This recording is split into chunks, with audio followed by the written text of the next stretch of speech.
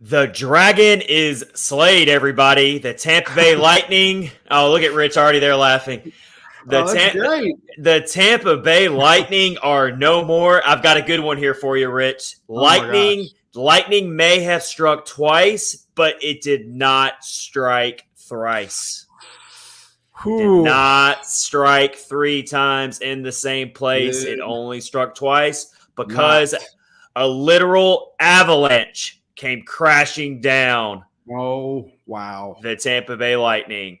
This is episode 135. Yes, episode 135 of Catfish on Ice. This is Chad Mitten, your host, with co-host Rich Howe, and Kyle Perkins is about to be joining us here in just a few minutes. So we will see him here shortly. Did you get to watch the Stanley Cup Game 6 last night, Rich? Oh, absolutely. I wouldn't have missed that for anything, for sure. What a game. What a way to cap off the season. Man, I tell you, Colorado's not my favorite team at all. I like a lot of the players, but just seeing the joy on those guys' faces and the players that have been there the longest time, that have went through those years, they were talking about when they only got like 48 points or something crazy like that, like 3 or 4 years ago.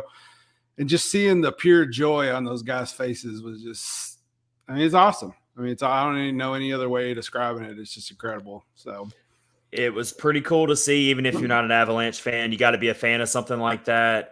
Yeah. I saw where Nathan McKinnon was on that team. Mm-hmm. Mikko Rantanen was on that team. Yep. JT Compher was on that team. Yep. Who else was on that team? I wrote them down here. Eric Johnson was on that team.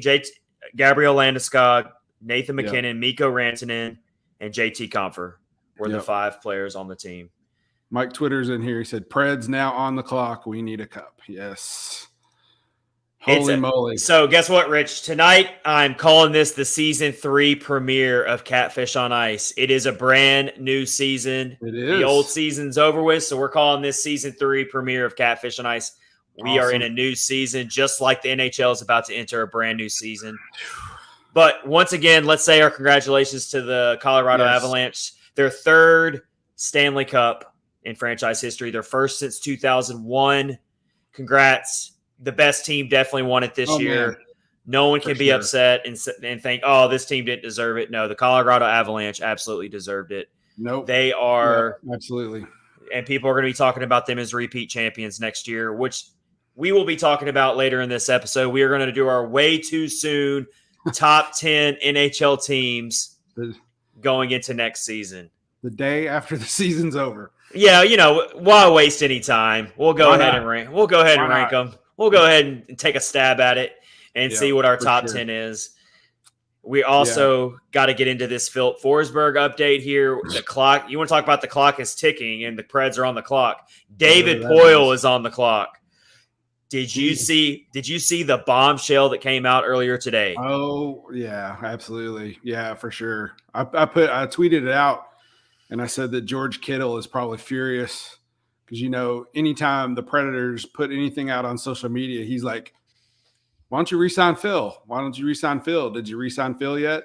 And it's really funny when he does that. Hey, put the pressure on him. Hey, George Kittle's pretty famous, so put the pressure on him. But,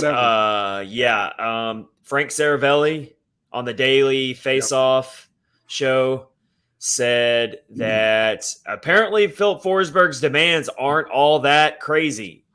Nope. He's not even asking for Roman Josi type money.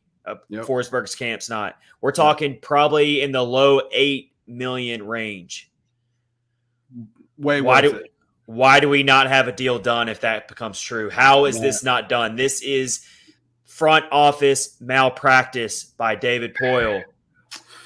It's not pretty, that's for sure. I feel like on this podcast, we have been very, very fair when it comes to David Poile. Until today. But that's on borrowed time right now. If Philip Forsberg is somehow lost, and that is truly all he's wanting, is $8 million a year, $8.25 million a year, how is a deal not done? Yeah, I don't like it. We'll talk about it. We're going to talk about it. For sure. We're also going to speculate the worst case scenario. If Philip Forsberg is not on this team next season, what will this team look like? What will be the ripple effect for this team? What will be the ripple effect on free agency signing day on July 13th? Because got a good theory. David Poile will have a lot of money to spend, and he will have to scramble to replace Philip Forsberg, and he might not be able to do it with one player. He might have to get multiple players signed to this team to somehow replace Philip Forsberg. For sure. So we gotta get into that. Yeah. And what else do we have on the docket here? I think that covers pretty much everything. Oh yeah, Barry Trotz. We gotta update Barry Trotz. He's taking a year off from coaching. What does that mean for his future with the Preds, if it means anything at all? I think that actually makes us even more of a possibility that he becomes front office. Yeah, man. I'm just reading between the tea leaves here. I'm reading between whatever. Yeah, man. You put all the pieces together. It feels like something's going down. Something big might be happening, but we don't know for sure. So crazy, right? So many possibilities here. So many different ways this offseason can go for the Nashville Predators. Yeah, absolutely. We've got the NHL draft also coming up very, very shortly, less than 2 weeks away, I believe. So we will save next week's episode to get more into the draft talk. Yeah, for sure. And we've really made it a case in point to end every episode on a funny note. We try to be funny throughout the podcast, but we're really going to try to be funny tonight. Our buddy Kyle came up with this idea. We're going to end tonight's show, episode 135, by listing off our guilty pleasure favorite songs. Describe it to the audience, Rich. What do we mean by guilty pleasure songs? So we were talking before we started, and it might be like a song that you really like that if you told somebody, you might be embarrassed. Like Kyle or whoever might like Party in the USA by Miley Cyrus. Or Rich might be a Hanson fan. That might be his favorite. I could like Boom Bop. I think that's Rich's favorite. I think that's going to be on Rich's list is Oom Bop. It might be. I'm going to go ahead and say it. Just, whatever. Just songs like that. All right. That normal people probably hate and you just might like. I like it. Yeah. I'm down with it. Good stuff. All right. Buckle in, everybody. Episode 135, Catfish on Ice, presented by DraftKings and part of the Hockey Podcast Network. We are rolling right into tonight's episode. Got a lot to get into. First thing we're starting off with is Stanley Cup final reaction. Before you start, I have to put this on here. So Justin's in here too. He's saying he's going to have a song for us because he's actually a musician, so he's going to have some stuff to tell us. But I don't even know what to say about this right here. Mike Twitter. Seen the Backstreet Boys twice. I don't know. I just love the honesty here. I'm not going to even come after you, Mike Twitter, because guess what? Everybody loved the Backstreet Boys when they were big. That is incorrect, sir. Well, no, I did not. But, Rich, you were in the minority. You were in the 1% that didn't love the Backstreet Boys when they were popular. So and here's the person who came up with this whole thing right here. Just joined us. It was a great idea. If you do not sing "I Want It That Way," you have something very, very wrong. Well, I mean, yeah, it's one of those earworm songs. And here, look at this. And Mike Twitter says, "And I'd see him again if I've had the chance." All right. And isn't one of them from Kentucky anyway, Rich? I don't know. Is he? Oh, yeah. So I get all those confused. I think the guy, the taller guy with the mustache type thing, I think he might be from Kentucky. I have no idea either. I don't know. I did see NSYNC live when I was like in middle school. Wow. So I got to admit that. But okay. We're going to save our guilty pleasure songs for the end of the episode. Let's not give it away. Let's not give it away here early in the episode or anything. All right, let's start with our Stanley Cup recap here. Wow. Colorado Avalanche, they win Game 6.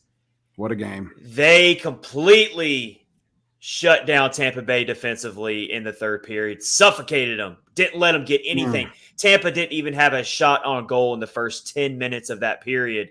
It was magnificent to watch, to see. Tampa couldn't even get out of their own zone for so much of that period. They put the clamps on them.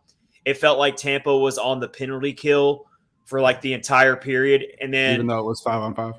Even though it was 5-on-5. I will say, though, Nikita Kucherov, I thought he was going to beat Kemper at that one point on that 2-on-1, and I think he hit the post.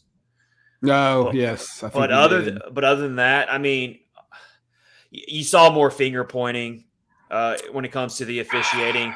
It was Tampa fans were losing their minds. So were the players. I have never seen a back-to-back sports championship team lose their mental edge and their discipline and their focus like Tampa did in that game.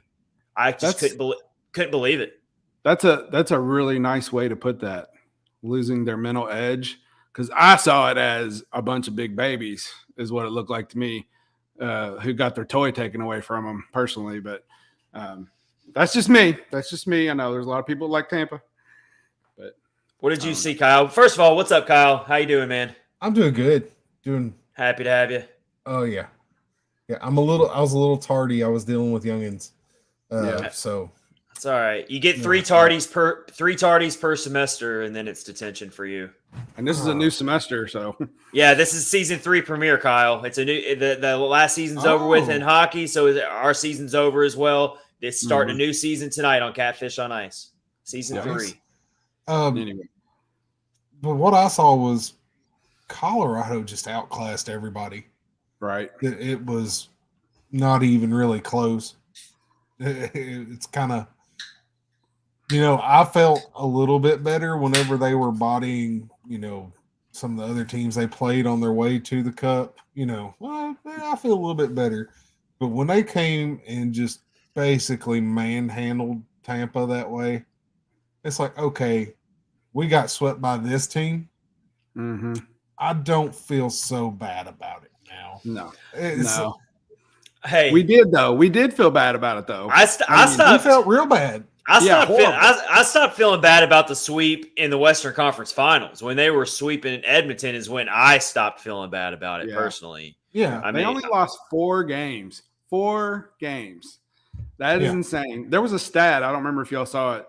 Like that was hadn't been done forever. There was one other team that didn't lose. They lost 2 games or something. In the probably Stanley Red Cup. Wings or Canadians. Yeah, something. I think it might have been Montreal. I don't remember, but just manhandle teams. Well, I wrote down some stuff here. Yeah, so the Avs went 16-4 in the playoffs, 9-1 on the road, gentlemen. 9-1. That is just insane to look at right there.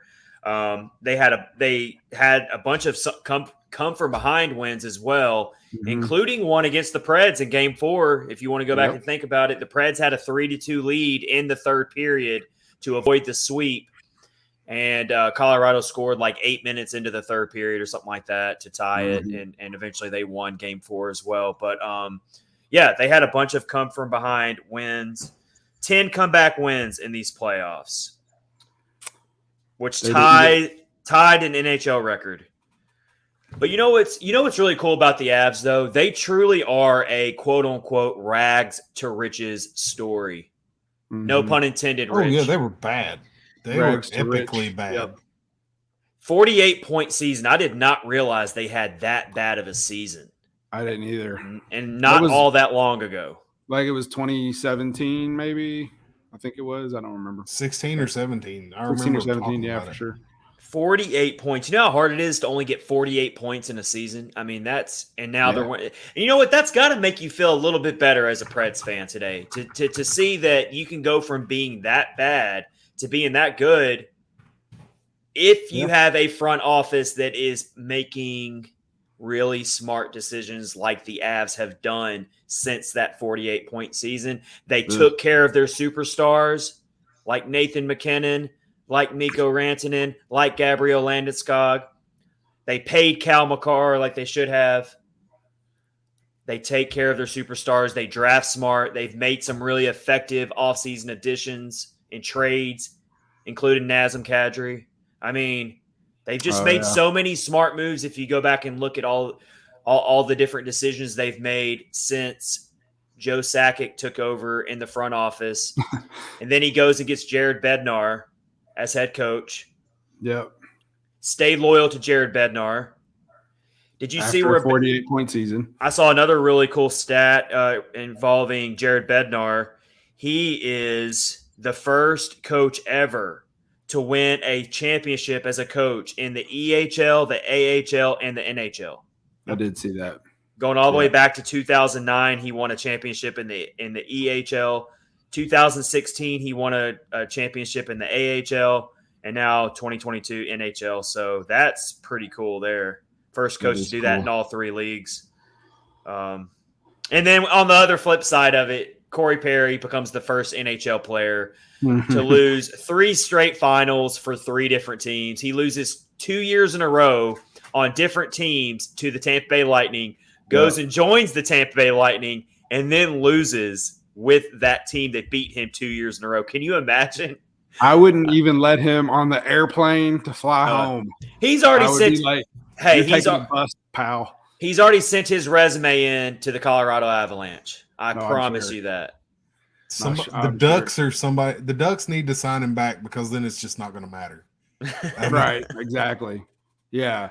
So I realized, like, I know a lot of people don't like him, and I usually try to give people the benefit of the doubt. But when you are standing in front of the goal and you take the goaltender's water bottle out of the holder and set it on the net and then you knock it off, you're a child. You're nothing but a child. That is because that's what he did last night. Did you guys see that? Did you notice that? I actually missed that. Yeah. He's a big freaking baby. He is a baby. I agree. He's a child. Speaking of that, and you know what? I can't defend the Tampa Bay Lightning anymore. Not even I really like Nikita Kucherov. I like Victor Hedman. There's a lot of players. I like Braden Point. There's a lot of players on that team I like, but they really lost a lot of respect for me in how they acted in Game 6. And it wasn't just Corey Perry. Let's talk about Pat Maroon, Rich's favorite player. I'm being sarcastic, but how in the hell? And first of all, the officials completely lost control of this entire series. It was one of the worst officiated Stanley Cups or professional championship in any major sport that I have ever seen. You're supposed to have the best of the best in any championship, in any sport, whether it's NBA, NFL, it doesn't matter. You're supposed to have the best officials. They lost complete control of this series. You saw numerous bad calls affect both teams. I will say that the bad calls seem to negatively impact the Avalanche more than it did the Lightning, but the Lightning got some really bad calls against them as well. My point is the calls were terrible, but Pat Maroon completely lost his mental edge. I'm going to use that term again because I do like that term. I'm going to use it a lot now. That's giving him a lot of credit. But how does he not get a 5-minute misconduct for that? I mean, he literally slashed at the back skate of which player was it on the Avalanche? Manson. I mean, that could have been a serious injury there. Like if he would have connected in the right spot. Yeah. And then you saw McDonough with that really violent boarding that was only called a 2-minute. Yep. I mean, there's no consistency. No consistency. Did you miss what Kucherov did then? Did you see that? Did you? I did. I did see Kucherov. I didn't like that either. He threw his glove. I think he threw his gloves at the equipment person on the bench or whatever. Like, and that was when that was almost at the end of the game. That was when the net was empty and Tampa was scrambling. Yeah. And then did you see where I think it was Stamkos shot the puck at the ref? Yeah. It's it was a circus. It was a circus. It absolutely was. And I was actually a little proud of myself because I actually did put a tweet out that had a lot of my feelings and pictures and things about this. I was like, yes, Avalanche, hoist that cup on Tampa's ice. And I actually started feeling bad. I deleted it, man. I was like, you know what? Those dudes are 2-time Stanley Cup champions. They lost. I know they're upset. But, Well, talking about the trophy ceremony, which I mean, I get chills just thinking about it. Not even being over dramatic here. I love watching I love watching the Stanley Cup ceremony. It gives me chills right now, and I love seeing the first player that holds up the Stanley Cup and everything. It's always really cool. And so seeing Gabriel Landeskog, who's a pretty likable player, honestly, hoist that cup up there, and then that was really cool. But when they were making the announcements and everything, I always like to see how many fans, if it's in the opposing arena, I like to see how many fans stick around. And I'll give some Lightning fans some credit. There were a lot that stuck around, watched the ceremony. In the background, it looked like a lot of them were still having a good time and being good sports. You saw I heard a really cool chant in the arena, still cheering on their team, and that's really cool. Like, that's really awesome. And I'm still thinking back to 2017 when the Penguins won in Bridgestone Arena and also in Game 6. And it's so hard to watch the other team celebrate on your home ice, but it is so hard. It is so hard to win back-to-back Stanley Cups, and they very closely won 3 in a row. So you still got to give your props to the Tampa Bay Lightning for sure. And then I guess doesn't happen. Yeah, I guess everybody saw that Colorado. It took them all of like 15 minutes to put a dent in the Stanley Cup. Albe Kubel when he fell. Yeah, he fell. And did you see McKinnon's face? No, what did he do? I missed it. Watch the video. You see McKinnon behind him, and he's like, oh. Well, I think if you remember, I don't remember if it was last year or the year before, Tampa Bay dented the top part. Yeah, the cup. I'm pretty sure Maroon did that. Well, there you go. Probably. It sounds like something he would do. Was it?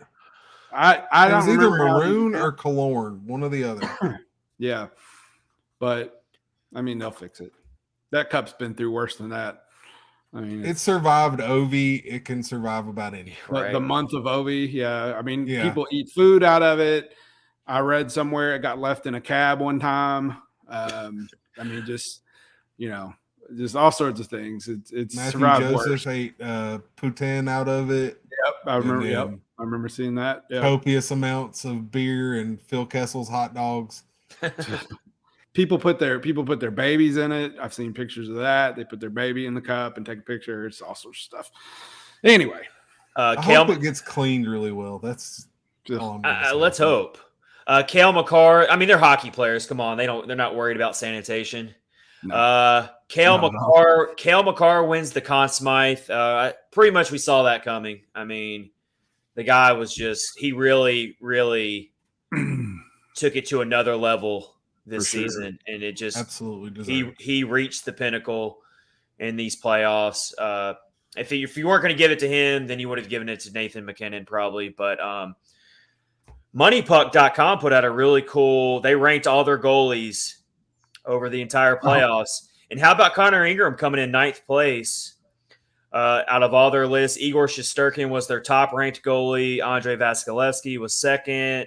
Jake Ottinger was 3rd. But if you go all the way down, this will throw you off. I knew I was going to have to go way down to find Mr. David Riddick, but I did not expect David Riddick to finish ahead of Darcy Kemper on this list. According to MoneyPuck. Kemper had some struggles now. I mean, he did some struggles for sure. Just riddle me this.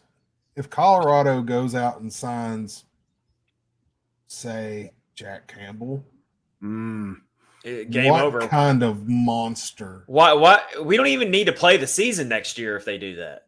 It'll be pointless. Sure. Thought it was bad this year. I mean, that's crazy. That was the only reason why Tampa had a puncher's chance to get it to 6 and almost got it to 7 games and came back from 3-1 was Andre Vasilevsky was the X factor. Vasilevsky showed, in my opinion, that he's still the best goalie in the world. It's not Igor Shesterkin, not yet. Vasilevsky's still on top. Vasilevsky's still on top of that mountain. He kept the Tampa Bay Lightning in that series, did everything he could to keep that game within reach in Game 6. But Darcy Kemper, he gave up another really soft goal in Game 6.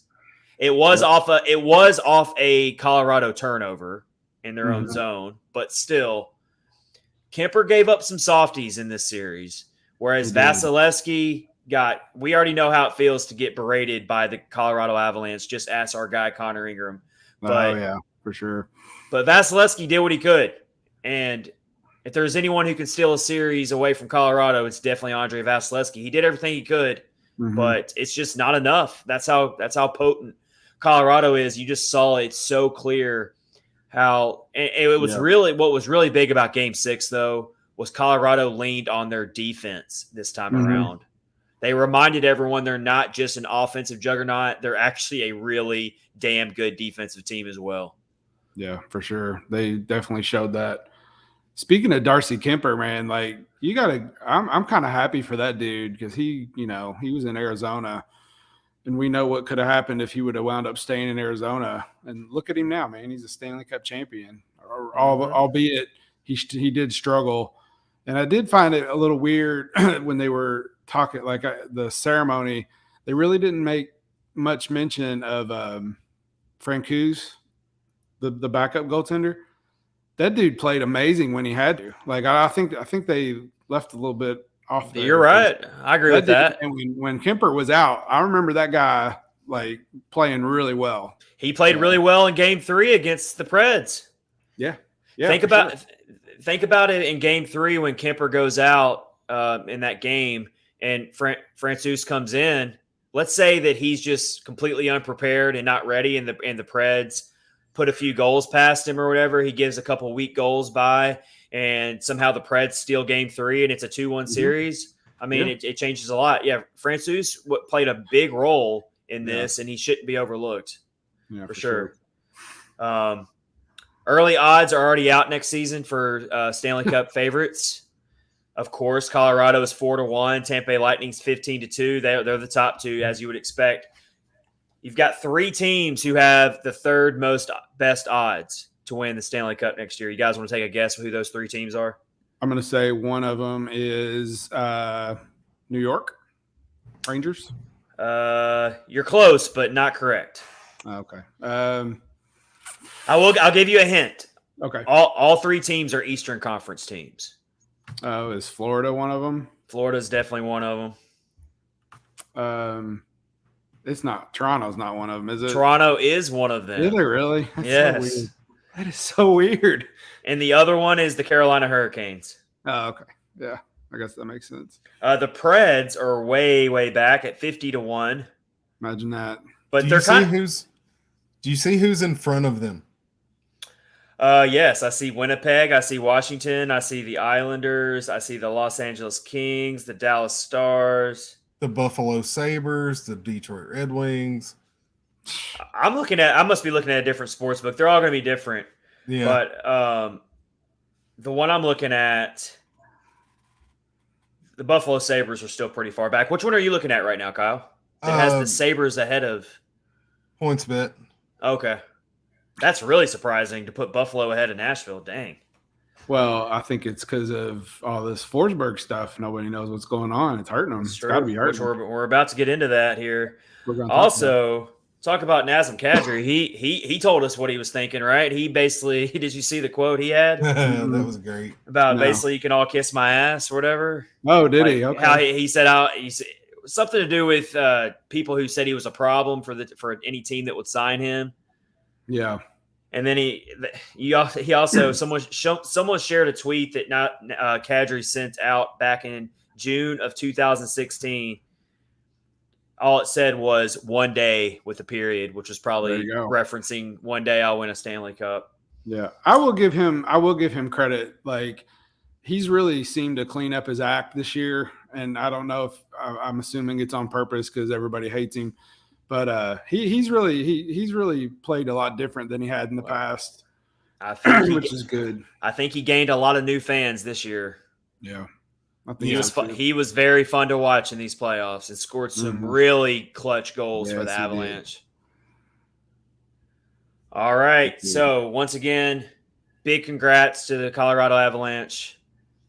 Let's move along here to some really big news that just came out today. We got to see a little bit more details into the negotiating room when it comes to Philip Forsberg and David Poile. We've been waiting for months and months now to hear more details on what's going on behind the scenes. All we've really heard is these very generalized statements of, oh, yeah, both sides want to get a deal done, and Forsberg definitely wants to come back, but it's still a business. We've just heard a bunch of generalized terms. Now we've actually got some meat to the bone, thanks to Frank Saravelli on Daily Faceoff. You got to go check it out. But they talked about it, and basically it sounds to me like Forsberg's side is very much willing to take way less than Roman Josi type money, which is a little over $9 million per year. What do you think? We'll go to Kyle first. Yeah. What do you think about this latest news we're seeing here about how Forsberg's demands aren't all that outlandish if this turns out to be true? If that's all he wants, why hasn't he been signed? If he's wanting low eights, like that said, why? I don't understand. You're not getting that value for a player at low eights anywhere else in the league right now. Nazem Kadri, comparable player, probably going to make in the tens. I mean, just at least 9. I mean, you look. That's what's around. If Goudreau comes out, you're looking at 11, 10, 11. Yeah. If Forsberg is willing to take low eights, I'll ask, when do you want to sign? Do we need to meet up? Can I bring you a fresh pen? There you go. What kind of water do you want? Do you want a car? I would roll out every welcome wagon we have for that contract. Yeah, I mean, this just tells me that David Poile is playing hardball here for whatever reason. And, you know, you've heard some speculation that are they getting tied up on a no move clause? Because we know Poile doesn't like to hand those out.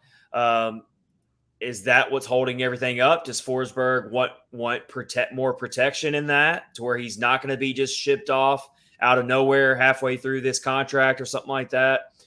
Maybe Poile wants more leverage on that end of it by not handing out a no-move clause. I don't know. But Poile doesn't hand those out very often at all. He gave one to Pecorine. He gave one to Roman Josi, but he doesn't hand them out very often.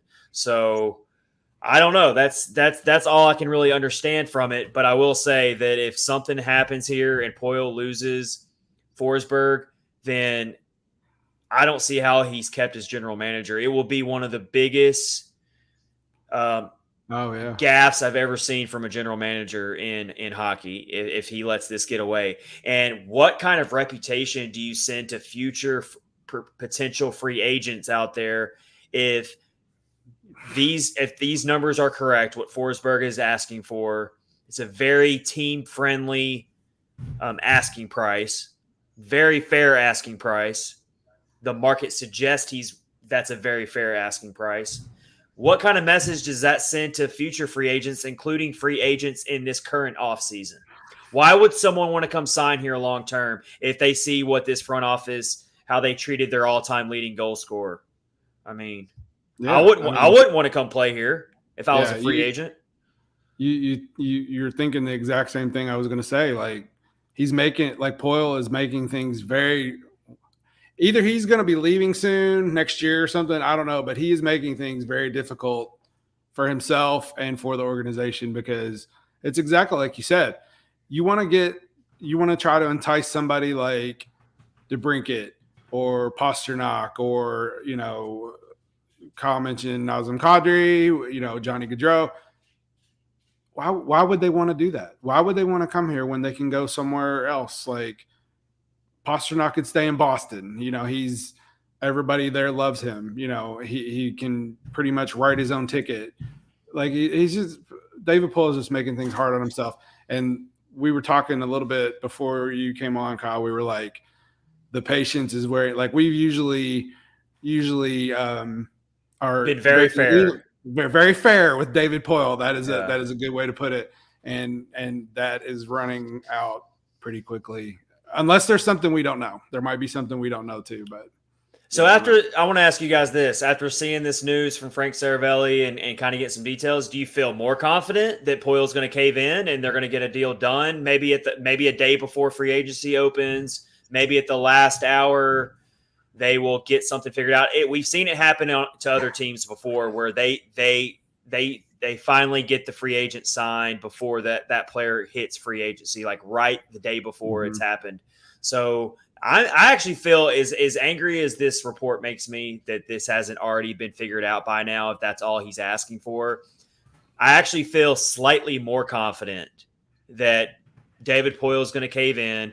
They're closer than we realized on a deal. They're going to figure this out. David Poile's not going to let Forsberg slip away. He has to be smarter than that. It's at this point, it's just kind of ridiculous. I mean, you look, Landeskog did this last year. Yeah, that's the player I was thinking of. That was the previous example I was thinking of. Yeah, he signed the day before free agency ended, but it's pretty obvious that Philip wants to stay. If he's willing to take low eights, I mean, why? Yeah, his best friend is commenting on every single Predator social media post. Sign Phil now. Sign Phil now. And that would be the great tight end, Mr. George Kittle. For sure. But, yeah. I read that today, and I had no words. I couldn't even believe what I was reading. I'm not, like I said, unless there's something that we don't know, which that's always obviously possible, like the public isn't going to know. But I think now that this is out, that kind of like forces Poile's hand a little bit. I think, he's like, oh crap, man, I'm going to have to do something here. Or like, it could, I really do feel that that's grounds for him being fired. I'm sorry, but yeah. Poile has already been brutally honest that he also wishes that this would have been done way sooner, and that he's not pleased at all that it's drug on for this long and whatnot. I'm sure he's looking back on how he's dealt with this whole situation and probably wishing that he would have handled it differently as well, because all he did was make it harder on himself by kicking the can down the road and letting this thing linger. All it did was give more leverage to Philip Forsberg. But now it turns out Forsberg's not even asking for all that much. It's just, I think they're going to get it done. But let's go ahead and be hypothetical here and talk about what the ripple effect will be for the Nashville Predators if Philip Forsberg does not sign here. What does that mean for next season in terms of what is the roster going to look like? Is the team going to take a drastic step backwards in terms of being down there with the Arizona Coyotes in the Central Division or the Chicago Blackhawks? Or do you think that David Poile actually just goes completely bonkers on the free agency market, trying to fill the void, if you will? Fill the void, I get you. Oh, yeah, that's actually what you did there. They can turn that into a T-shirt. But yeah, that's what I feel like is going to happen if he loses Forsberg. He's not going to just go down quietly and be like, oh, well, I lost Forsberg, so now I'm just not going to do anything this offseason. No, I actually think he'll just go out and try to get a replacement for Philip Forsberg, and he'll still try to make the team super competitive next year, even without Philip Forsberg. But for this team to actually improve on what they did this past season and actually make it past the first round of the playoffs, possibly, they got to keep Philip Forsberg and sign another big offensive upgrade. They got to have both happen. I don't think they can lose Philip Forsberg and make a big enough upgrade to this roster to be better than last year without Philip Forsberg in the picture. That's a lot to make up. Yes, it is. Whole lot to absolutely make up. And without Phil, and we knew they needed another pretty big offensive weapon. Trying to land two big offensive weapons in one free agency period. That's also a lot of chemistry you have to replace because you're basically losing the heart and soul of your team. Outside of Roman Josi, of course. I mean, you're losing like your offensive catalyst basically outside of Roman Josi. So I just don't know how you come back from that immediately, even if you do make a big free agency splash. I still don't see how you immediately come back from that.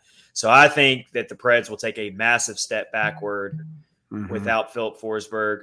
And if I was David Poile, I would use that extra cap space if I lost Philip Forsberg and I was David Poile, I would use that extra cap space to acquire young talent, and I would go all in to he calls it competitive rebuild all the time. That's fine.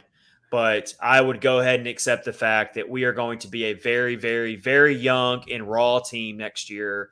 I'm going to load up on young talent, inexpensive talent, cheap contracts, keep propping up the youth that got a lot of action last year, and I'm just going to deal with the consequences. But I would not be very tempted to go out and take on more long, risky, expensive contracts on top of losing Philip Forsberg. That could be even more catastrophic. Yeah, for sure. Justin said you have to do a ton of stuff to somewhat replace and still need a second line forward and top 4 D-man. AJ Evans in here. Hey, what's up, AJ? Well, they are at a crossroads, and he asked the question, even if a young guy might be an RFA. Whatever. I think I agree with what you said. Like if they can't get Philip Forsberg, just take all that money and get like 4 or 5 talented, younger guys that you don't have to pay $8 million a year and just build on that, I guess. I mean, I don't know what else you can do because you're going to have a hard time landing a big name, I think. So I totally agree. What do you think, Kyle? If they lose Philip Forsberg, what do you think the path forward is? What do you think they should do? Well, you've got 2 choices, really. You're either going to have to moneyball it and try to make up his production through a couple of guys. And then otherwise, you're going to have to make a swing at somebody. You're going to have to make a swing for Pasternak. You're going to have to make a swing for make an offer sheet at somebody or something if he's still wanting to try to be competitive. Which he will. That's what he's going to do. He's not going to just go quietly. Which I'm not telling him to. I'm not saying he should just give up on the offseason if he loses Forsberg. But I also don't want to have a knee-jerk reaction where he goes out and makes a couple other bad signings on top of losing Forsberg. Then suddenly he sets this franchise back 5, 6, 7 years. You've got to be productive somehow if you lose Forsberg. And I think the best way to be productive and still continue forward with what you've been building for the past couple seasons, and that is making this team younger, making this team faster. It was so painfully clear watching these playoffs how slow the Predators are. I love that they're a hard-hitting team. I love that they fight and they get under the skin of the opponent. That's all well and good, but this team cannot hang with the speed teams. It's so clear. So we got to get younger. We got to get faster. We have to. Yeah. And they don't have to lose any of that to do that. You look at – I've been calling since the season ended for the Preds, don't do the traditional 4th line. You look at a lot of the teams that go deep in the playoffs anymore, they don't have that big, slow 4th line anymore. They've got 4 skill lines, maybe 1 checking line, which Nashville has. Nashville has their checking line. It is well defined who that is. Everybody knows. Run 3 skill lines and then 1 rough and tumble line. And I like it. I mean, I think that's a very good idea. Yeah, for sure. You got to get younger. You got to get faster. Cody Glass is going to have a lot to say about that next year when he gets in the lineup. Tomasino is we expect him to get even better and keep improving. They've already got some pieces to do that. Yakov Trenin fits into that. He can keep getting better and better. They've got pieces. They've got young pieces in place that had really good seasons. We got to see where Tanner Jeannot is going to fit into the lineup next year. There's a good chance he gets a top 6 role next year after the way he played. We'll see. What are they going to do with Luke Kunin? I mean, yeah. All 9 yards. I mean, I know. I mean, there's lots of – we got plenty of time to think about all that stuff, but yeah. Well, apparently he's not high on the list of getting re-signed because you've seen Glass get his contract and a few others here and there. I'm expecting very soon we're going to be hearing, your Matt Benning's gone, your, all those guys are just going to be your Nick Cousins is gone, all those. And no hard feelings to either of those two guys. They no, for sure. But just something big's on the horizon, and we're just going to have to hopefully Poyle make some moves. He admitted that he did not give John Hines the team that he needed to win. And I think Poyle's on the clock right now, I think. So, well, all I can say is every day when I wake up, I do the whole social media scrolling like we all do when we wake up in the morning. And I'm always expecting to see a big tweet out there from one of the big Pred sources that says Philip Forsberg has been re-signed, and I keep having to wait. One day, maybe one day, maybe tomorrow. All right, maybe. Who knows? All right, this is episode 135 of Catfish on Ice, presented by DraftKings. Go get the DraftKings Sportsbook app and hit promo code THPN. We're about to do our top 10 way too soon power rankings, guys, for next season. Who wants to start us off at number 10? I'll start off with number 10. I think throw a team out there. I will. I think this team's going to be a lot better next year just because they got a new coach, and that's Vegas. Oh, I think they're going to be. Vegas is in my top 10, but they're not that far back. I got them even higher. I put Vegas. I put Vegas at number 8 on my list. Okay. Yeah, I think they've obviously got some talented players, and Bruce Cassidy is he's kind of a no nonsense type coach. I don't think he'll put up with any crap from anybody, and I think he'll whip them into shape for sure. And they do have some cap problems to work through this offseason. That's true too. I've seen some possible. They're definitely going to have to lose a really important core player this offseason, from what I've read. Not really sure who that might be. I think I saw Pacioretty might be one of the players they might lose. Oh wow! If they can't afford him. I've actually read some of their local articles. Sin Ben is a good one I follow when I need to get some good Vegas content. And they were talking about how Vegas has a lot of cap situation to figure out. They're going to be very, very tight to get under the cap. So they might lose a player or two, but I think last season was a little bit of a fluke for them, and I actually think they're going to be right back in the thick of things next year. They were the ones that traded for Shea Weber, weren't they? Yeah. That was for cap relief to try to get some of that. Yeah, cap money. That's crazy. So my number 10 team for my way too soon power rankings for next season is the Minnesota Wild. I got it coming in at number 10. Oh. They really had a huge letdown in these first rounds of the playoffs. A lot of people thought that they were going to make a strong push in this postseason. They were a major disappointment. They lost to the St. Louis Blues in the first round. But they still put up 113 points, 53 wins, 22 losses, 7 overtime losses.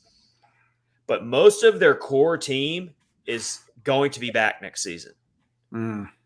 The big one that they might lose is Kevin Fiala. He's in trade circles out there. And then they might – I don't know if Marc-Andre Fleury is going to be back with them. But other than that, most of their team is expected to come back. So I expect the Minnesota Wild to really be the second place challenger in the division to the Colorado Avalanche in the Central Division. The only thing that's going to hurt them is they are going to be absolutely screwed on cap.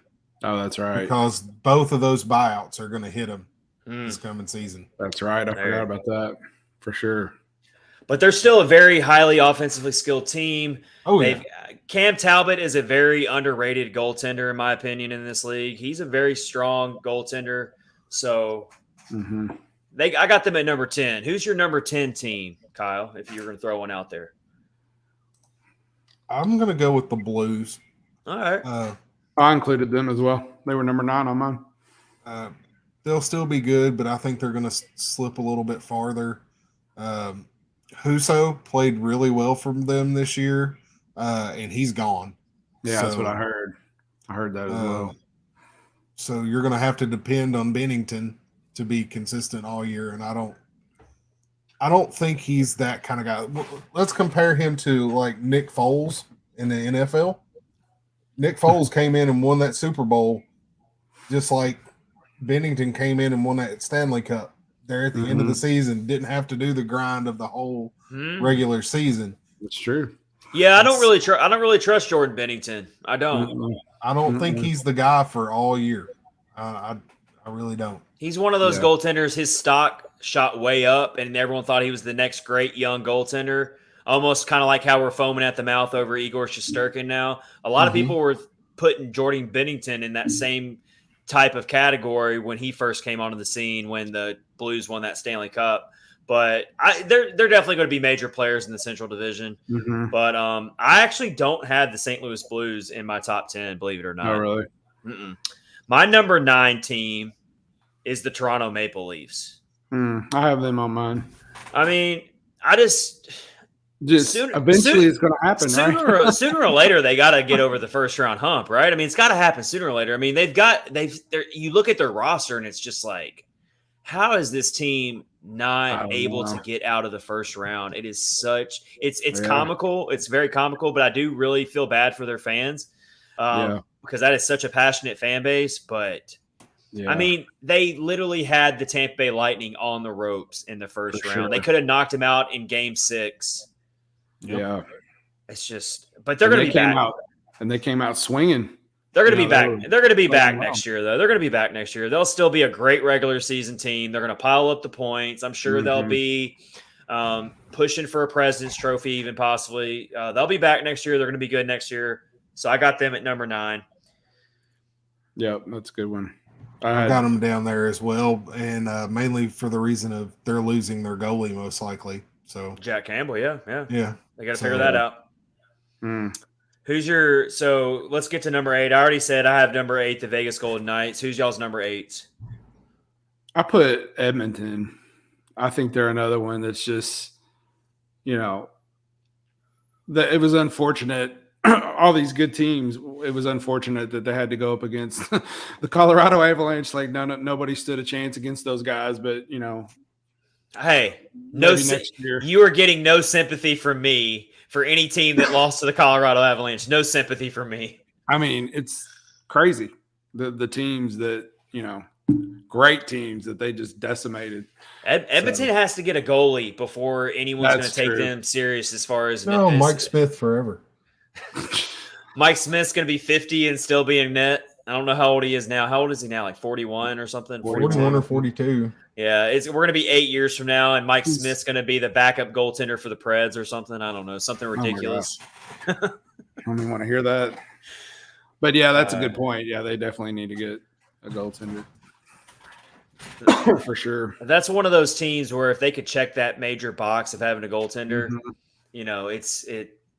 it could make all the world's difference for them. That's why you do feel kind of good as a Preds fan, and you always remain hopeful, at least I do, is we've got that box checked.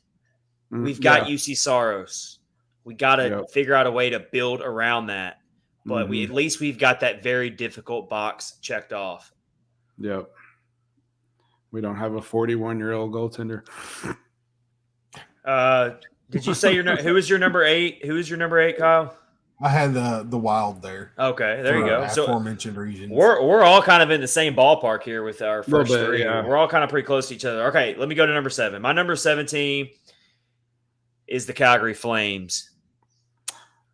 I had them a little higher, but yeah. But it's very contingent on them getting Johnny Gaudreau back.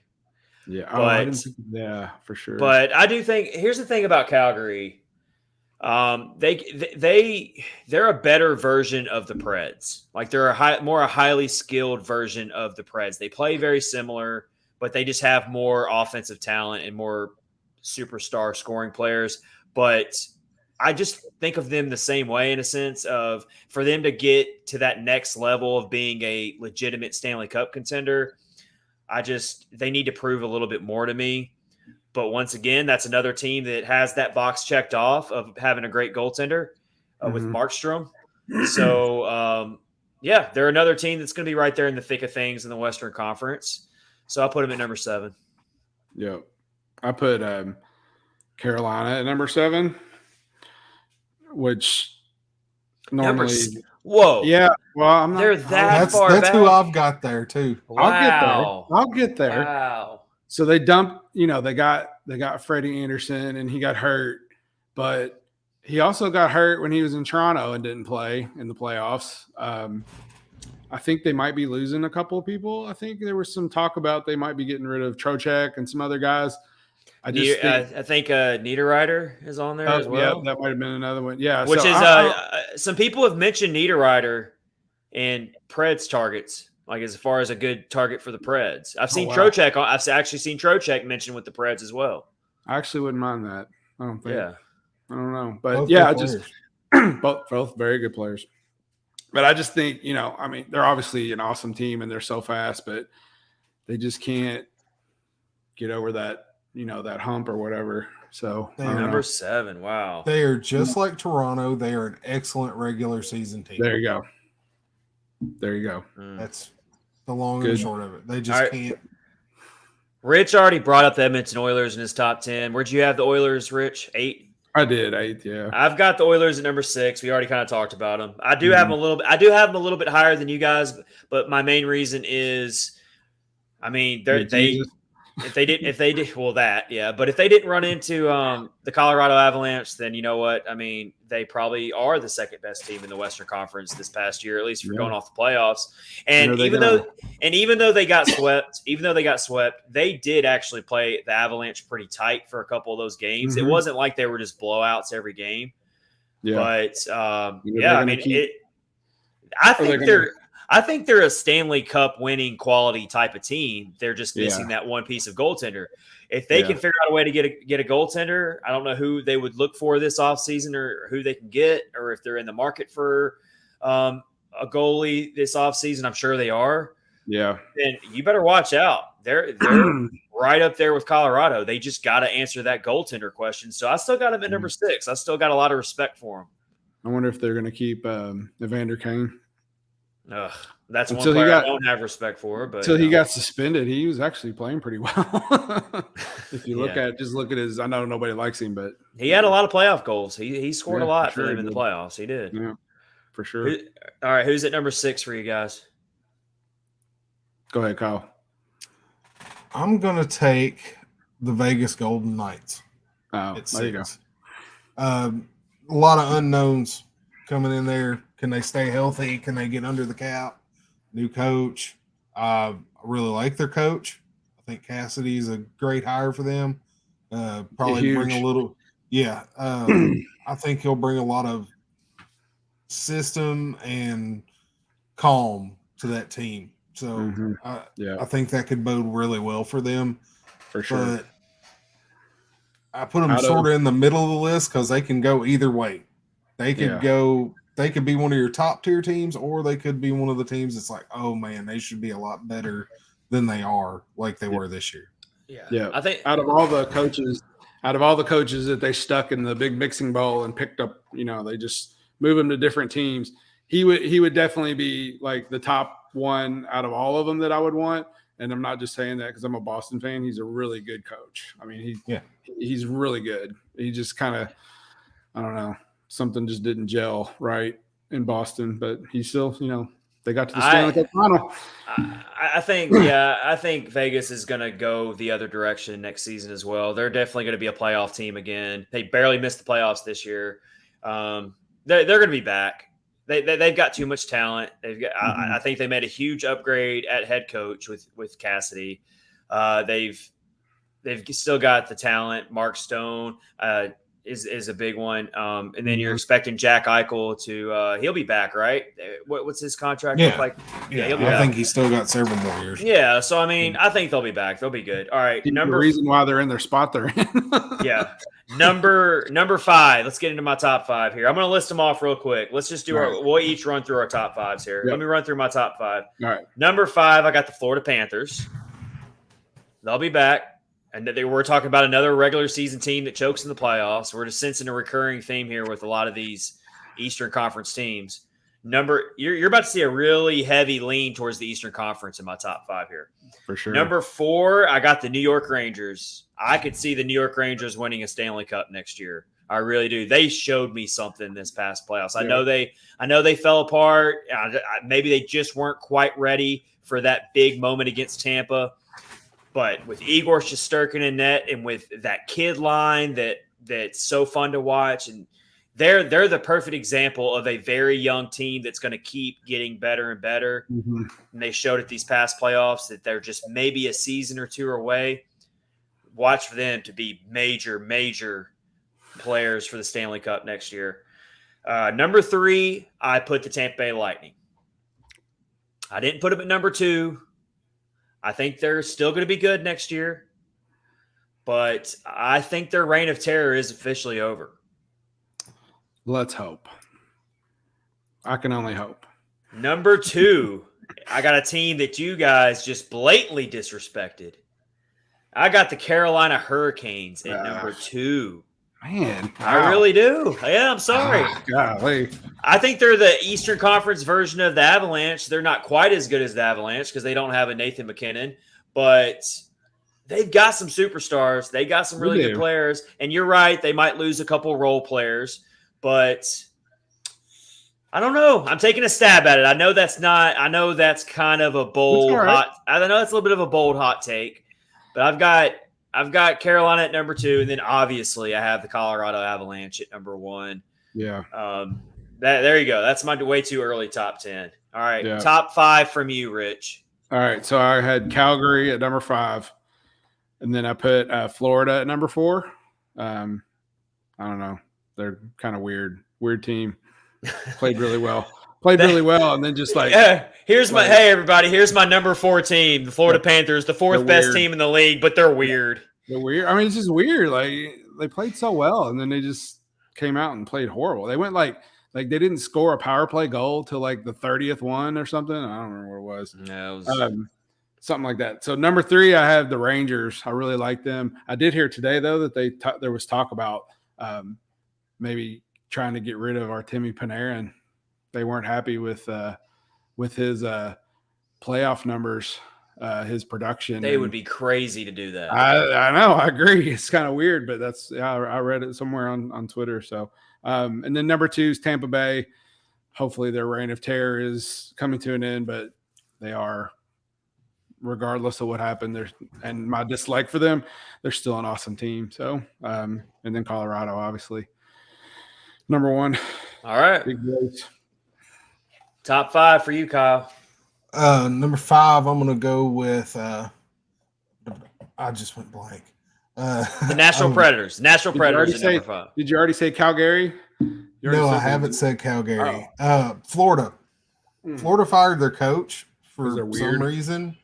Yeah, because they're weird. So I'm going to throw them in there in 5th. Calgary put in 4th, and that is giving that they re-signed Johnny Gaudreau. Which I expect them to do that, though. Honestly, I think they're going to get Johnny Gaudreau re-signed. I thought they already did. Like, it came out that they did, and then apparently they didn't. I guess something happened. Yeah, I think so. 3rd, I'm going to put Tampa in 3rd. They're getting a little older. Stamkos isn't quite as young anymore. They're obviously Father grumpy old men. Grumpy old men. Father Time is undefeated. So speaking of which, I'm going to put the New York Rangers in the number 2 slot because Father Time is on their side. Father Time is on their side. I like it. That's a bold take there. Rangers at number 2. I had them at number 4. We're all on the same page here. We've all got the Rangers really, really high on our list. Colorado, super high chance of a repeat. It gets sketchy after next year, though. Oh. Because then McKinnon's contract is done. Yeah. So they're going to have to. Okay. Because he's only on like a $6 million contract. Wow. Yeah. That's crazy. They got. I didn't know that. Deal. Yeah. Jeez. But I just back that truck up. When I was compiling these rankings, though, I was really starting to think about how the Eastern Conference has become a little bit more stacked than the Western Conference has, in my opinion. Like where the Western Conference is a little top heavy now, and the Eastern Conference is a lot more balanced. Mm-hmm. Yeah, for sure. Like you look at the bottom of the league, it's a lot of Western Conference teams. A lot of mediocre teams in the West, whereas the East is very, very even. Like who put up the biggest fight against Colorado? It was St. Louis, right? St. Louis took them to 6. Yeah. I mean, that was it. The rest of it was cakewalk for them, pretty much. Yeah.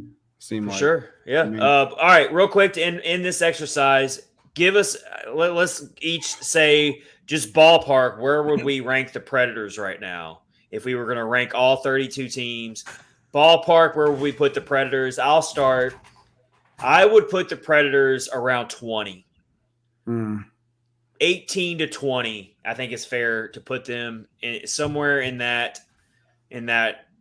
neighborhood. If they lose Forsberg, then bump them back to like 23, 24, 25. They're going to be a really, really – they're not going to make the playoffs next year if they lose Forsberg. I don't care who they go out and try to replace and get. They're not making the playoffs next year without Phil Forsberg. That's what we said last year, though. We said the same thing. No, going into this time last year, we were talking about how the Preds might barely sneak in the playoffs if everything breaks right. Actually, our prediction wasn't that far off because that's kind of what happened. That's exactly what happened, for sure. Where do you have him, Kyle? Where do you think, Kyle? What do you think? Oh, absolutely, with the traditional 16th. Okay. So just good enough to not get a great draft pick. Right in the middle. All right. Right. Yeah. Good enough to not get a good draft pick. Yeah, for sure. Yeah. So that's if they get Phil, I'm gonna put him in the 15 to 10 range. Whoa. I will, because they showed it. They showed that they could do it this past season. Yeah, but they played really well.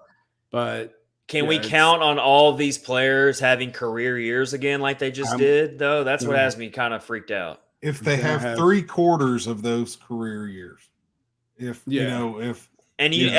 you need some risers too. You need Tomasino to continue to improve his game. But that's a big stretch though. 5 to 10, like that would be tough. I'm with you though, Kyle. I think middle of the road.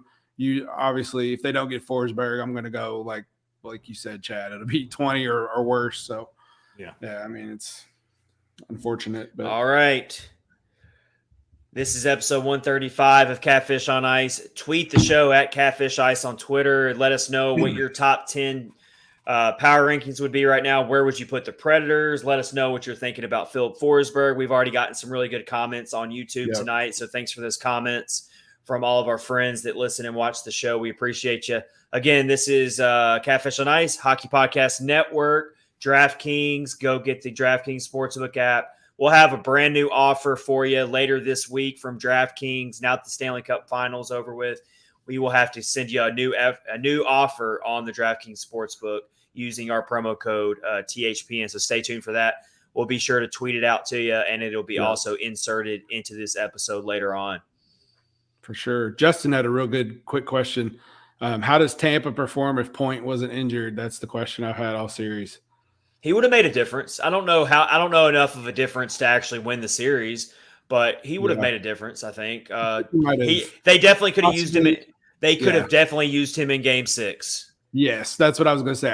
I think if he might have been in, we might be watching some hockey tomorrow night. But unfortunately, I just don't know if he would have been able to make a big enough difference to get past that. Again, I can't get over how good Colorado was defensively in that Game 6. I knew they were a good defensive team, but everyone just gets lost on the fact that they're an offensive, powerhouse. But they showed they're a balanced team. Yep, absolutely. All right, let's bring up some cool news. Cody Glass gets a two-way contract, Glasser 1-year deal. That was awesome to see. Mm-hmm. That goes to show you that the franchise is very, very confident in Glass, and it's leaning towards what we've all kind of already speculated and expect, and that is that Cody Glass should be on the opening night starting lineup we would expect after seeing this contract. Please. I think a full year in the AHL did him so much good.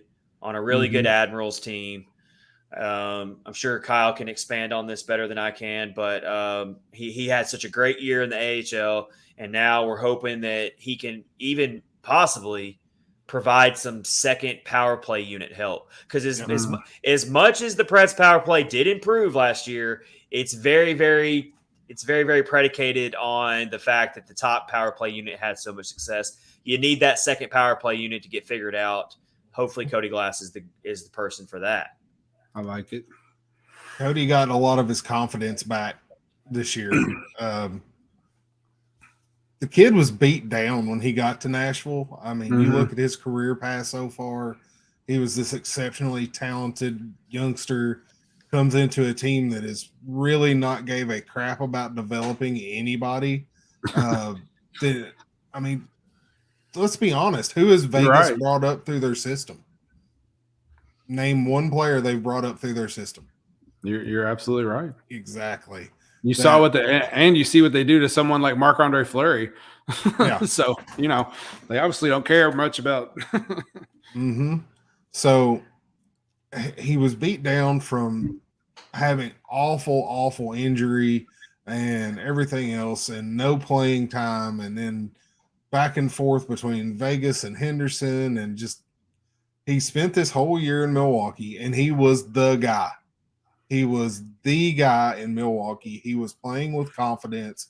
He was leading that team. He was wearing a letter for that team. I really like what it says for the future of Cody Glass. And for as much crap as we've given the Preds front office for a lot of their decisions they've made recently, they made a really smart decision that wasn't popular at the time. Like when the season started last year, I'll even throw myself in this. I was kind of a little thrown off by them yanking Cody Glass out of the lineup so quick because the season had just started. And so I've got to go ahead and say, you know what? You proved me wrong on this one. It ended up being a very brilliant and smart move. So we'll throw you some props when props are deserved there. But good news for Cody Glass. I feel like he's an early candidate to have a breakout year next year. When I say breakout year, I don't mean like 30 goals and all this stuff. I'm just saying like he could have his best season of his NHL career for sure, and kind of break out a little bit. Yeah, some progression. Yeah. So sure. Good stuff there. Really excited about him. And then also let's get into Barry Trott. Finally, he makes a decision on what he's going to be doing, at least for the next year. Going to take a year off from coaching, guys. What does that mean in terms of his future with the Predators, if anything? Does it mean that maybe Trott still wants to coach and he just didn't like what was out there? Trotz was really being linked to Winnipeg to the point where I thought that's where he was going to go. But yeah, they wanted him real bad. Trott said thanks, but no thanks. I don't think Winnipeg was the only team he said no to. Yeah. How much money was Winnipeg offering? It was a lot, right? Wasn't it quite a bit? Yeah. Yeah.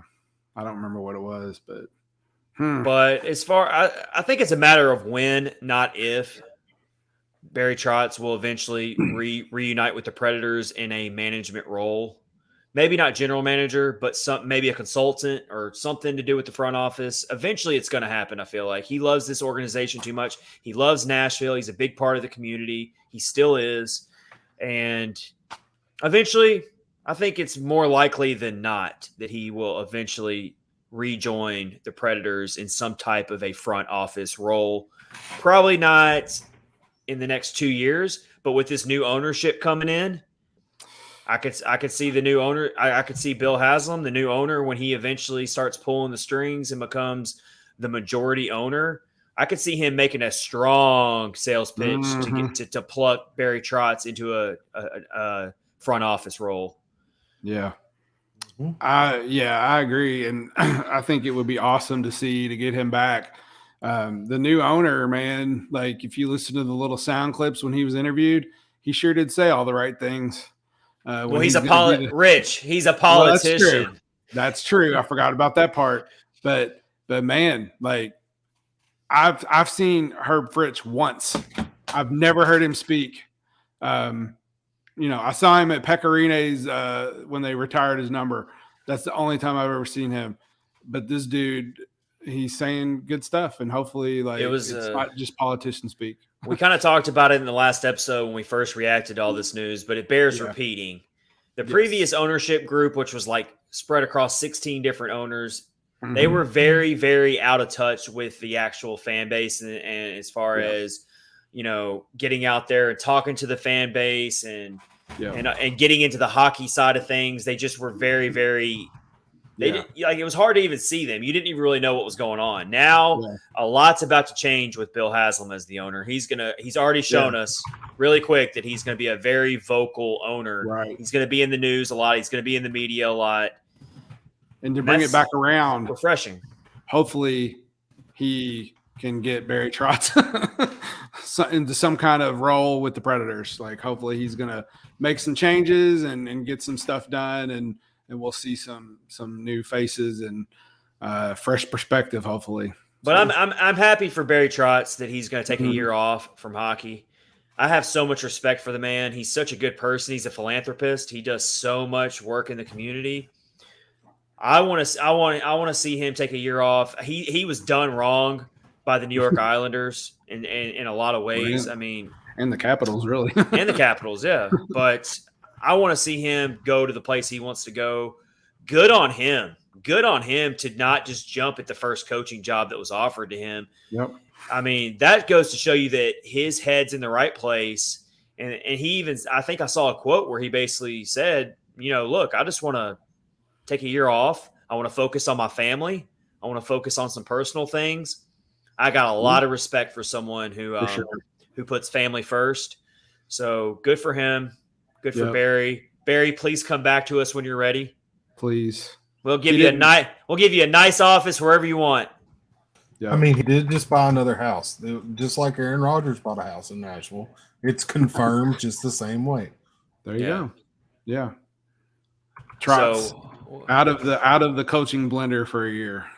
Good. I didn't want to see him coach in Winnipeg. I didn't want to see him coach in Chicago. I didn't want to see him coach in Dallas. The only place I would have been like kind of okay with is if he ended up in Florida. Oh, yeah.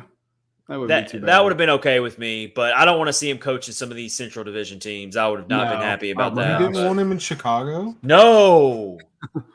He could have turned him around.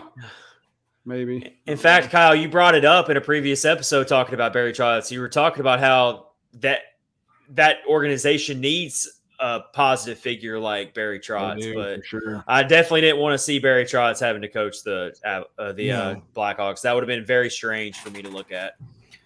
All right, Kyle, take us home with your brilliant idea. Okay, in episode 135, guilty pleasure songs.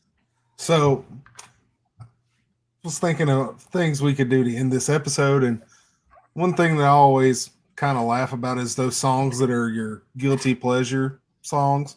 Like, you'll be listening to it in the car and singing it or something like that at a red light, and you see somebody looking at you and you instantly turn your radio We've all down been and there. look straight forward. We've all been there. Or you'll be walking around humming it at work or whatnot, and somebody's like, hey, what's that song you're humming? And you're like, nothing. I promise, it's nothing. You're like, it's "Party in the USA" by Miley Cyrus. Leave me alone. Yes. But like you're sitting at a red light, you're jamming out to this song with your windows down, and someone pulls up and this guilty pleasure thing you're talking about, and then you're like, you turn it down real quick, and you're like, how'd that song get on there? I didn't play that. Yeah, Stupid. It's a great idea. Serious. All right, Kyle. Well, you might as well get us started then. Give us one. So, I'm gonna show a little bit of my younger years here. I'm gonna go with "Nookie" by Limp Bizkit. Wait a minute, Kyle. Everybody love that song. Everybody love that. We have the same band but different songs. You do your song and then I'll do mine. Yeah, wow. Like I remember this song when it came out. I had the red Yankees hat and everything, and I'm a Braves fan. I was a straight up new metal kid. Kyle Durst. Yes. At least you didn't look like West Borland. That would be scary. True. Although their new song is amazing and it makes me so happy, and everybody should watch the video too. It's called Dad Vibes. He looks so weird. He has like a gray hair. He has like a Fu Manchu, doesn't he? Like a curly mustache or something. Like he looks completely different. Definitely doesn't look like he did. That's for sure. That's awesome though. All right, Chad, what you got? Mine was also my first one was also Limp Bizkit, but it wasn't Nookie. Mine was Rollin'. Oh yeah. That album was called Chocolate Starfish and the Hot Dog Flavored Water, which is like one of the funniest album titles I've ever heard in my life. That album came out like when I was in high school sometime. Like, I want to say freshman year. I'm 34, so it would have been somewhere around there. But I blared that album from start to finish. But now it has become a guilty pleasure song. Like, you don't necessarily want everyone to know that you're rocking out to Limp Bizkit in 2022. Yeah. That's good. Yeah. That's kind of funny. What you got, Rich? Okay, so man, I listen to a ton of different styles of music, so this is actually kind of hard because some of the songs that people would say, "Oh, that's like a guilty pleasure song," I like. So I will say, "Love Shack" by the B-52s. That's a great song. You don't have to feel guilty about that. No, if I'm with the windows down and I'm blasting it, and somebody pulls up next to me, I'm probably gonna be like. Yeah, well, that's one of those ones where it's like everybody likes it, but it's like, who is it's like McDonald's. Everybody likes it, but nobody wants to admit it. Exactly. Yeah, there you go. That's a good one. That's a good way to put it. That's awesome. Yeah. All right, I got one real quick. It just popped up in my head, and I just thought of it. I don't know what made me think of it. Beastie Boys, "Fight for Your Right to Party." Oh wow, that's good. It's such a cheesy song. Yes. And I'm trying to think in that mindset that Kyle brought up about driving down the road with your windows down. Someone pulls up next to you. You're jamming out to that song. That's actually happened to me before, but I don't care. I don't care who knows it anymore. I'm a huge Beastie Boys guy. I was a Beastie Boys guy as a kid. I still love them. They were quirky. They're goofy, but they were some very instrumental artists in the day. So not that first album by them, I didn't really care for it that much. But when they started playing their own instruments and started playing like "So What You Want" and like Intergalactic and all that stuff, man, dude, give me every bit of that. I love. And they had some awesome music videos too. Oh, for sure. Oh, yeah. Their music videos were awesome, man. Sabotage is Intergalactic. incredible. You just brought up Intergalactic. That's a really cool music video where they're in an airport, like in Asia somewhere. Yeah. Yeah. Oh man. Give me all that Beastie Boy stuff, man. I love every bit of it. All right, Rich. What's your next one? Then I'll get my second. So I was just trying to think. They're good songs. They're not really guilty pleasures though. But like "Sledgehammer," that's awesome by Peter Gabriel. Everybody knows that song, "Sledgehammer." That's a good one. And maybe do you remember "Groove Is in the Heart" by D-Light? You remember that? Yes. Yes. So I love that song. That's the only song by them I know, but. That song's incredible. Had Bootsy Collins was in the video. Great. I'm a bass player. I know Bootsy. I know you know Bootsy. I know you know who he is.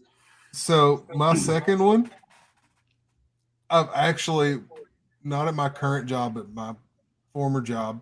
I got caught singing this on the floor, and it never went away. And that would be "Sexy and I Know It" by LMFAO. Oh wow. There you go. Yes, that's awesome. An earbug of a song. Mm-hmm. Yeah, for sure. That's pretty good. So Justin put some up here. He said it's "Don't Start Now" by Dua Lipa and "Ghost" by Justin Bieber, and Breaking Benjamin. Benjamin's a good band. I like Breaking Benjamin. I never heard that. There's nothing to be shameful about Breaking Benjamin. Okay, I've got a good one here, and it's not really a certain song. It's pretty much just the artist, and it doesn't even fit my music genre that I listen to. This is how guilty pleasure of this one is. So I tend to like the 90s grunge music. I do like some old school hip hop. I do like some old country music, but I tend to stick in the grunge alternative rock era. Like I still live in the 90s, but I don't listen to new age hip hop at all, but I love me some Drake. I'm going to go ahead and say it right now. I like Drake. I know I don't fit the demographic at all for Drake, but I like Drake. Okay. Did you like him when he was on Degrassi. No. I didn't even know he was on that. No, He's he's such a clown. Like he's such an idiot sometimes, but he's also really funny, and some of his music videos are hilarious. Yeah. And I don't know why, but I Yeah. don't like the new age hip hop, but I like Drake. Yeah. But it's kind of a guilty pleasure for me though. Like It is. Yeah. I don't want a lot of people. I don't want everyone to know it, but I do listen to him occasionally. Before Kyle goes, I'm going to tell you. I've already mentioned it a couple times, but like, I really did for real like that Miley Cyrus song, that Party in the USA song. I really did. I'm not lying. Like, I don't know what it was. It had a cool hook, and it was just, I was like, I liked it. I'll admit it. I can't stand her, and I don't listen to anything else, but that song was cool. You all know it. You all remember it. No, yeah, it's catchy. Yeah, I know you all sang it before. I know you're like, rocking the beat. Can't help myself. Yeah, or whatever. Can't help myself. Yeah. So for sure. My number one guilty pleasure song. So this happened the other day. I'm riding in the truck with the windows down with my two daughters who are 7 and 4. This song comes on and I belt the entire thing going through town with the windows down. My 7-year-old is absolutely mortified. She's like, the suspense is killing me. As I'm singing the words to Uptown Girl by Billy Joel. Oh, hey man, I don't care. That's a very catchy song, though. Yeah, that's awesome. And another thing, Chad, you made me think of the album title things. Blink-182 might have Limp Bizkit on the album title with "Take Off Your Pants and Jacket." Oh yeah, I forgot about that. That was a good one. Yeah, nice play on words there. Mm-hmm. That was around the same time too. Yeah, it was. Mm-hmm. That was for sure fundamental stuff. That no one's topping that guilty pleasure song there. No man, I think that's a good one. Yeah. Although you did just bring up one that's kind of around that same genre. Who's the band that sang "I Will Walk 500 Miles"? Oh, the Proclaimers. Okay, that's a guilty pleasure one for me. Anytime that song comes on, I am cranking that song up. I have a story about that song. So when that came out, I remember when the video came out. I don't know if you've ever seen the video, but there's two guys, and they made They're twin brothers, aren't they? They are, but I did not know that at the time. So I thought it was just some camera trick. They're like, it's one guy, and he's making it look like it's two people singing. And then I saw him on playing music somewhere, and there was two of them, and I was just like, what? What is that song? Is so catchy though. That's a great song. It's a great song. There's nothing wrong with that song. Yeah, all right. Good awesome stuff. Song. All right. Everyone, it's been fun. This has been episode 135 of Catfish on Ice. We are in the dead of the off season, if you can't tell, because we're talking about guilty pleasure music. But it's all fun, and we love bringing this podcast to you even during the off season.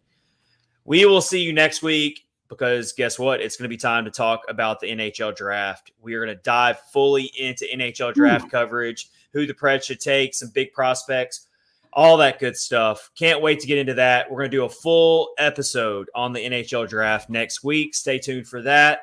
Until then, we hope everyone has an awesome week. We will see you later this week. Tweet the show again at Catfish Ice. We love to get into off-season Preds talk with you. Philip Forsberg, the NHL draft, free agency, all that good stuff. Tweet the show at Catfish Ice. And also hit up DraftKings Sportsbook. Use our promo code THPN. Until then, take care, everybody. Stay safe. Treat each other with respect and love. We'll see you later this week.